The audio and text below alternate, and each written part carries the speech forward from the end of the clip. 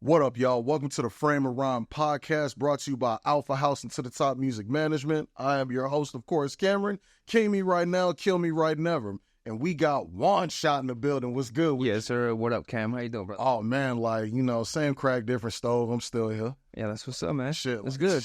Man, just been chilling, man, living life and everything, but let's talk about you, So one of the things that I heard is that for one, you're an entrepreneur. First and foremost before anything. Yes, sir. You know what I'm saying? So, tell me about it. What are some of the things that you do, man?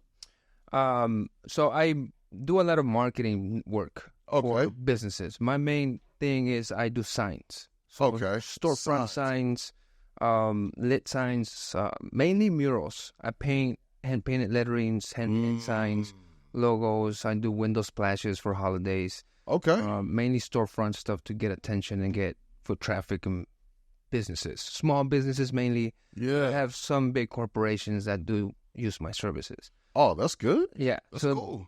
And then I also include, now that I picked up a camera, videography as sense as ads and commercials, a lot of marketing, product photo shoots.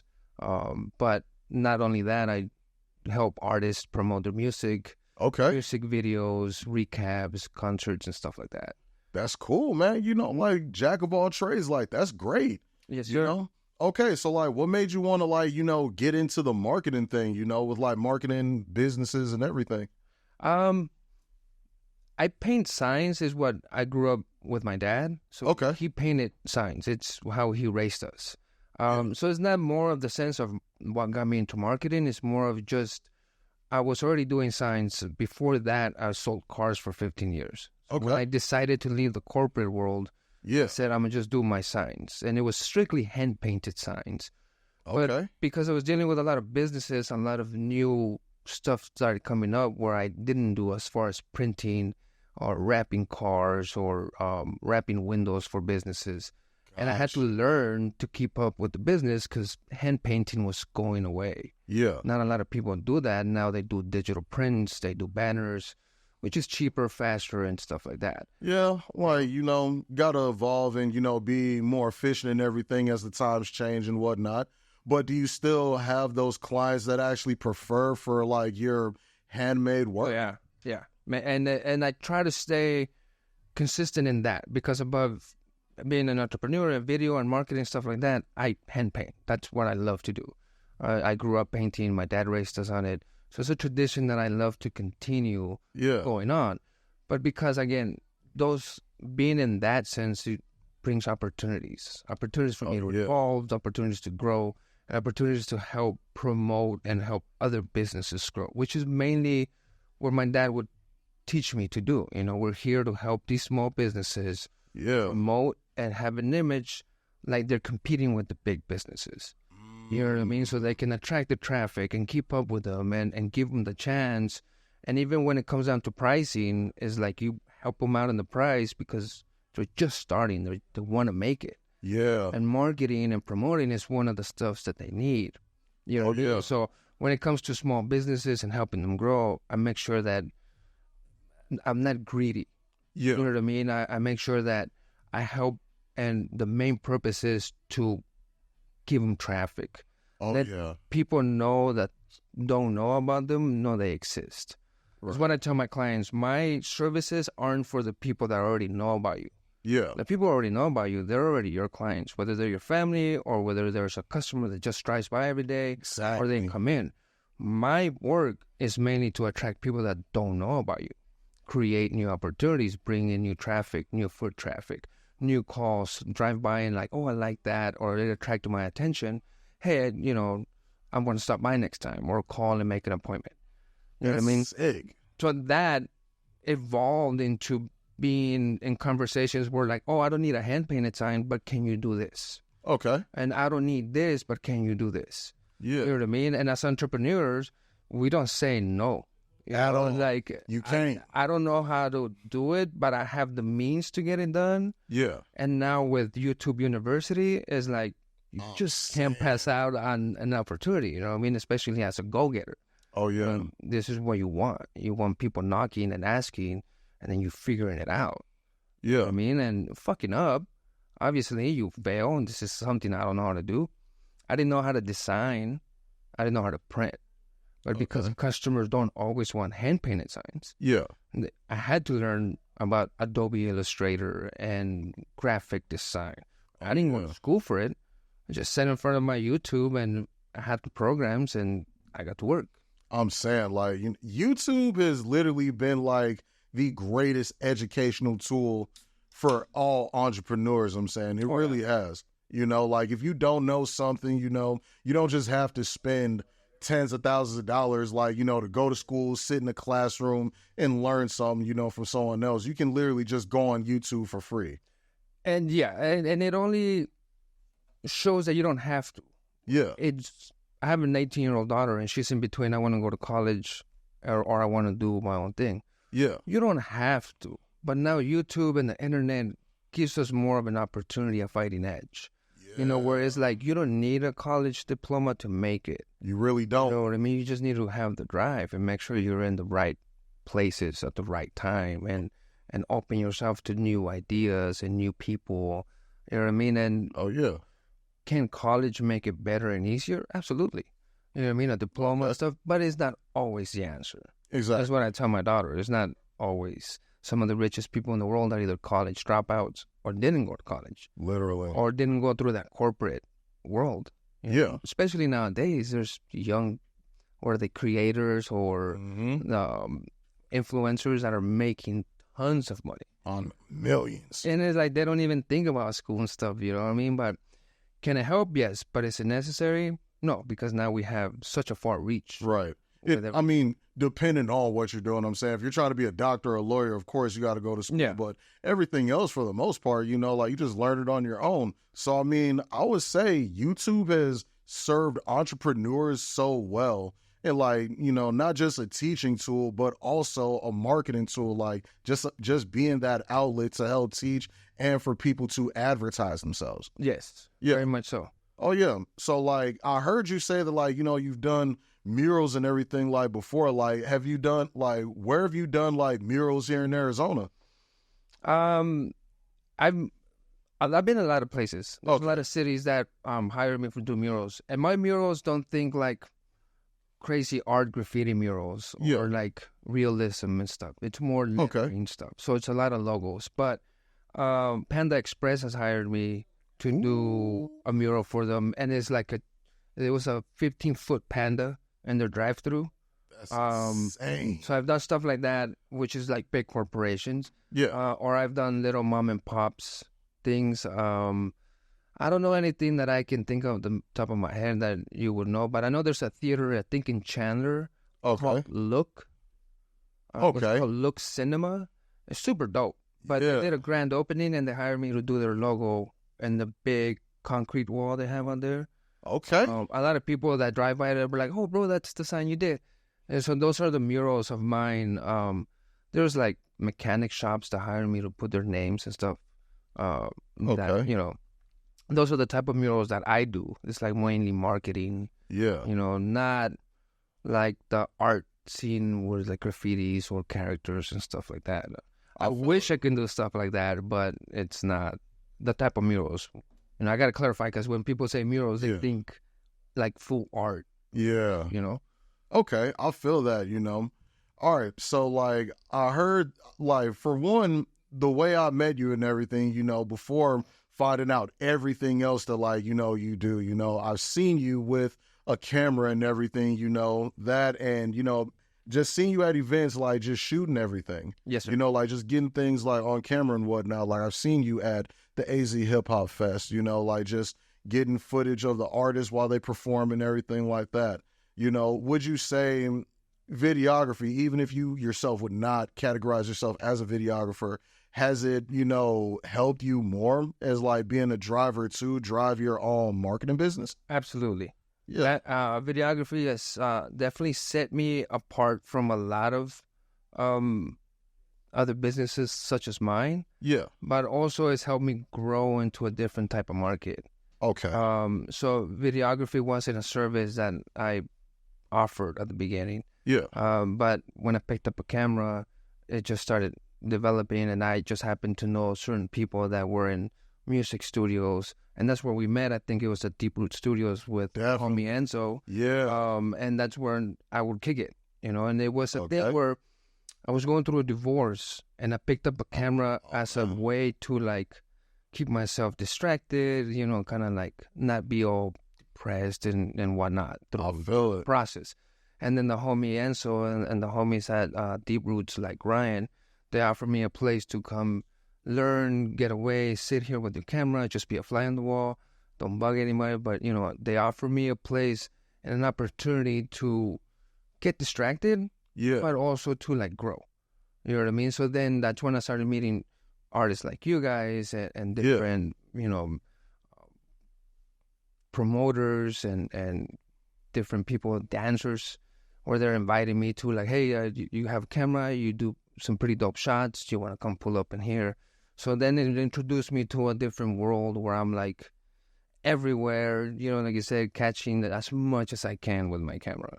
That's sick. Like, that is insane, I'm saying. And I remember meeting you for the first time at Deep Roots and everything. To me, like, you were always someone that's, definitely driven, definitely ambitious, and like you said, you kind of play the fly on the wall, but like, you're still there. You're still capturing the moment. You're capturing every moment, Mm-hmm. But I do want to ask, as an entrepreneur, like you said, you can't exactly say no all the time to anything, right? Mm-hmm. Okay. As an entrepreneur, what do you actually do, or how do you work with someone that does not have like the biggest budget, but they still want to utilize their services? And I've learned in the business, there comes a time where there's people that don't have the budget. So I've also learned that there's different packages you can offer with different things. So I can still produce good content and good product for you. It might not be as long or as much. I have done free stuff. Okay. You know what I mean? So it's not like everything's about money. I'm a big time barterer. Yeah. And so like my dad taught me this since I was a kid. Like his cars were always fixed, new tires, new everything. And it's like he never paid for everything because he would do work for them. Oh, yeah. So I tell everybody, like, don't let money stop you from trying to do. If you have an idea and you have a budget, like, obviously we need to make money. But the way I see it is like, I'll make money. Yeah. There'll be a way. Like, I'm not really driven by money. It's more like, if you have an idea, don't limit yourself. Don't think that it's like, oh, I have to pay him. Like, you call me, you give me the idea, we'll come to an agreeable terms. If you have something to offer, I'll trade services. Oh, yeah. I've gotten my daughter's nails done, haircuts. I've gotten myself oil changes. I've gotten new tires. I got my AC fixed. And it's all trading work. You know what I mean? So it's not always necessarily about money. It's more of, how can we help each other? Oh, yeah. And both win equally. Oh, yeah, You know definitely. what I mean? Like every situation, at that point, every situation really is like an opportunity to negotiate. Yes. And that's the big thing, especially with marketing. And you seem to utilize it in a way that serves you very, very well. Yeah. So like, what would be some type of advice that you give somebody that's just starting out and may want to actually like, pursue the same route that you have?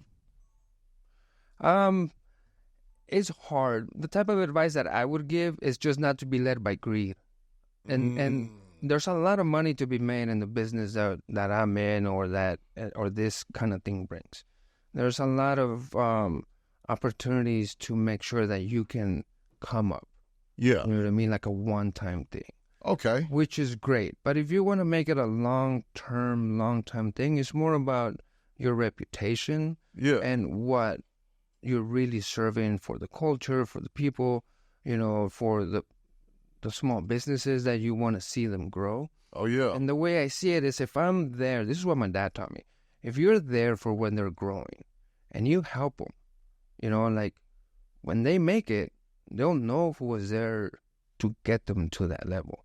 And hopefully, because not all of them, hopefully they come back with the loyalty and be like, hey, you weren't greedy like these people were. That wanted to make a quick buck out of me. You understood, you helped me, you talked to me, you lectured me, you educated me, and you gave me the best service that served me at that moment. Oh, yeah. And that helped me grow. You know what I mean? That's the main purpose of somebody in, I guess, in my business, marketing. Yeah. The main purpose is, I don't want to just make you a sign and then be done with you. I want to make you a sign and then you open a different shop. Yeah. Because that sign helped, or that marketing helped, that commercial, that ad, that reel, whatever, that helped you to elevate. And now you have a new shop. Hey, I need you to print this for me. I need you to do this for me. You know, that's the relationship that I want to build. Oh, yeah, through collaboration. Yeah. And it's like everybody has their own doctor or your own dentist, or that goes with your family. Yeah. I want to be that for your business. I want to grow with your business. I want you to level up. I want to be your sign guy. And even if I don't do the work or the video work, call me and be like, hey, is this fair? I went a different and I have customers that do that. I have a customer the other day that decided to not go with some of my printing services because he can get it done for cheaper somewhere else. Okay. And he told me, he's like, hey, bro, I'm going to be honest with you. It was half the price. I'm like, listen, bro, I'm a small business too. Anywhere you can save money, I understand. Definitely. You know what I mean? So if it serves you better to go somewhere else to save you some money, I'm not going to be mad at you. You give me opportunity, I'll take it when I can. You know what I mean? And that's what I would recommend. Don't be too greedy. That mentality sometimes will block you from, well, I'm not going to make a lot, but maybe that connection can bring you so much more as opposed to, I'm just going to make $1,000 right now. Exactly. You know what I mean? Okay, I'll make 500, but now I'm introduced to your circle.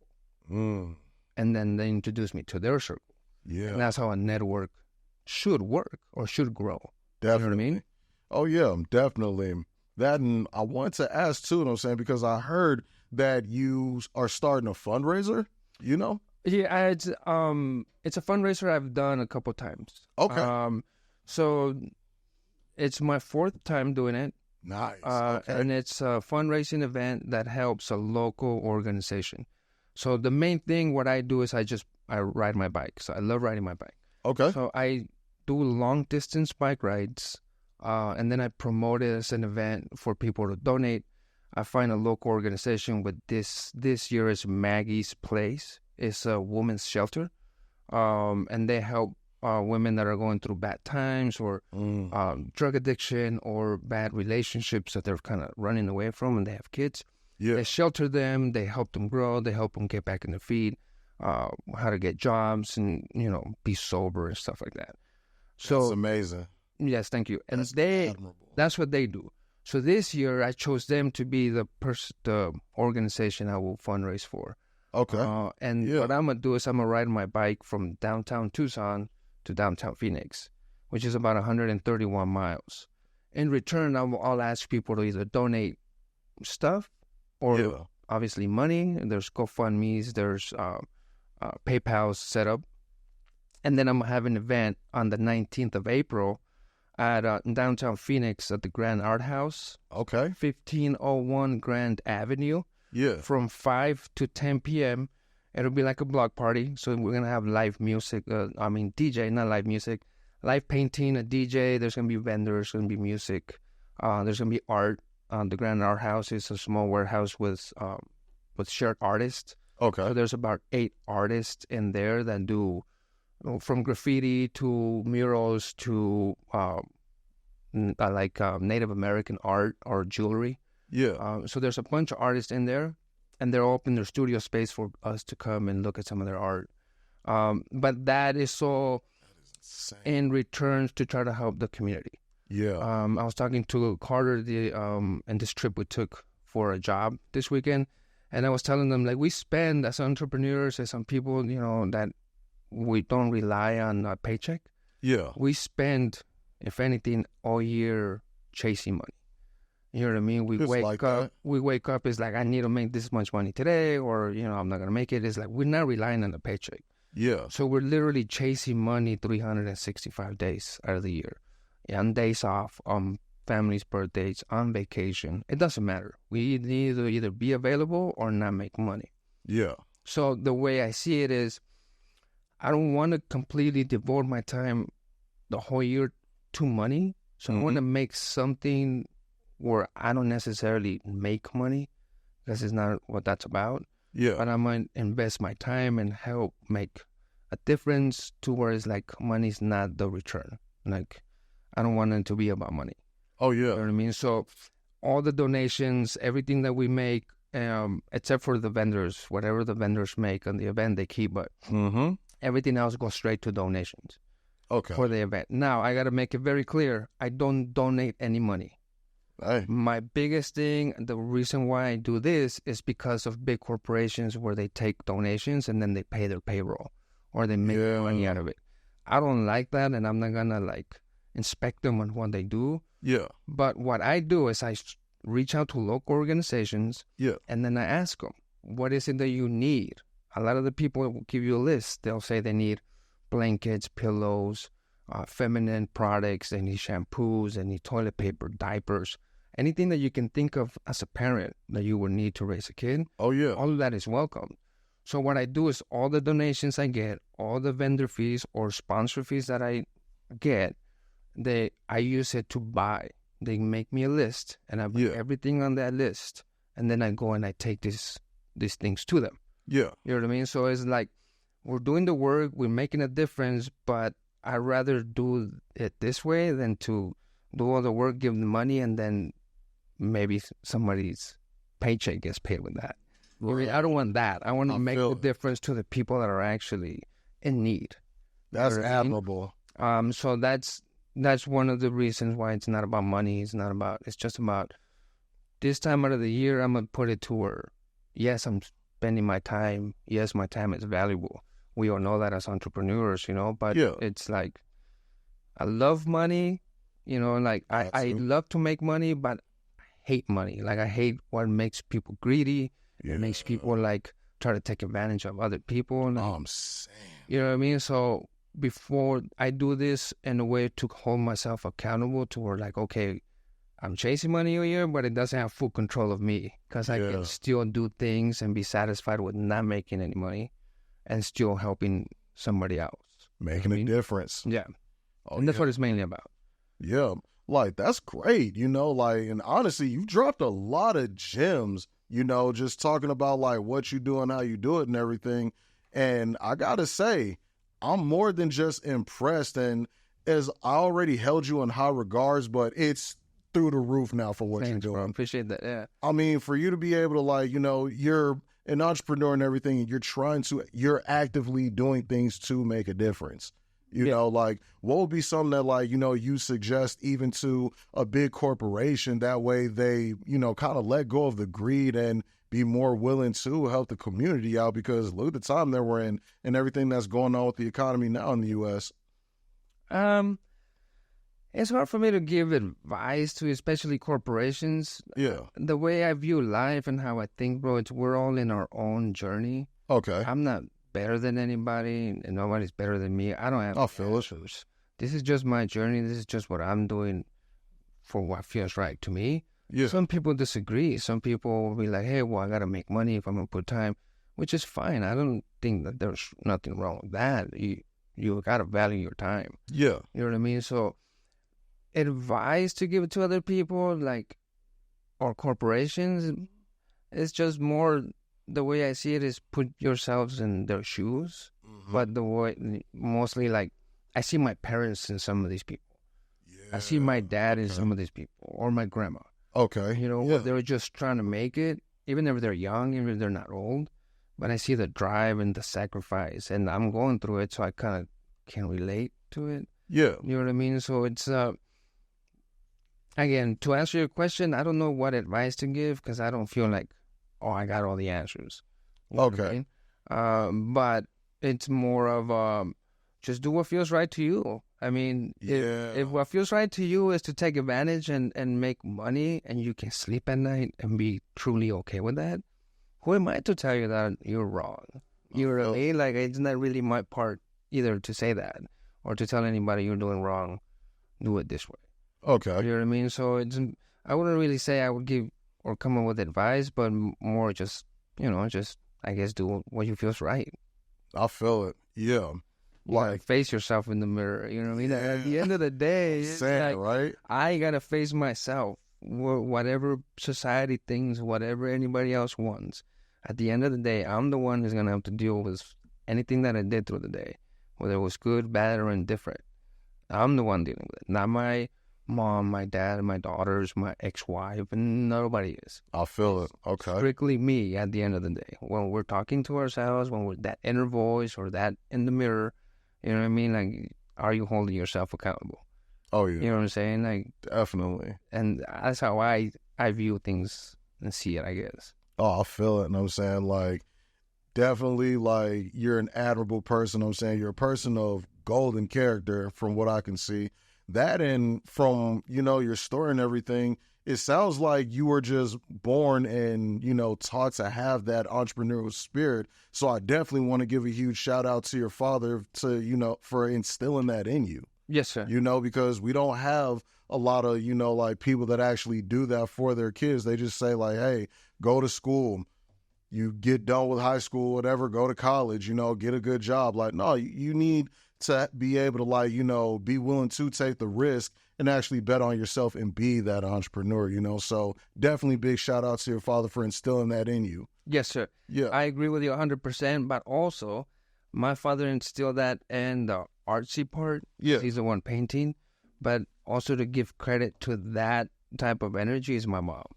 Oh, yeah. Just definitely big shout out between to both of them, like, even though my dad was the entrepreneur, yeah, my mom was a stay-at-home mom. You know, that generation where you stay at home and you do. I feel But she was a hustler, bro. Oh, yeah. So that hustler mentality, like, I gotta be real, that comes from my mom. Oh, yeah. You know what I mean? That artsy and learning business and talking to people. Yeah, my dad took me out and I learned that part. But that just being there, just grinding, not waiting for it, like going out and searching for opportunity, I got to give that to my mom. Yeah. Definitely, man. That's good. And honestly, like, man, I'm blessed that you came through. This has been more than just eye-opening, I'm saying. Like, because you dropped gems for this one, I'm saying. So definitely, bro, yeah. I appreciate it. And I know the viewers are going to appreciate this. Yeah, and I'm glad, bro, because honestly, I'm in front of a camera, in front of mics. It's not my normal scene. You know, I'm behind the camera, behind the scenes. And for me to deliver the message where it makes sense to you and for the viewers, I'm glad, bro, because this is so out of, like, what comfort zone and stuff like that, you know. So I appreciate you for having me and giving me the opportunity too, bro. And, like, that's awesome. Definitely, you know what I'm saying? Like, and it's been an experience, you know, and a great one at that. So for all of y'all watching, this has been another episode of Frame and Rhyme with your host, Kmrn, featuring Juan Shot, you know. So all of y'all, his socials are going to be, like, tagged down below and everything. Make sure you pop out for the Right to Feed. Right to Feed, April 19th. Definitely. At the Grand Art House, downtown Phoenix. Definitely. All y'all pop out for that. This has been another episode of Frame and Rhyme. Let's get it. Thank you.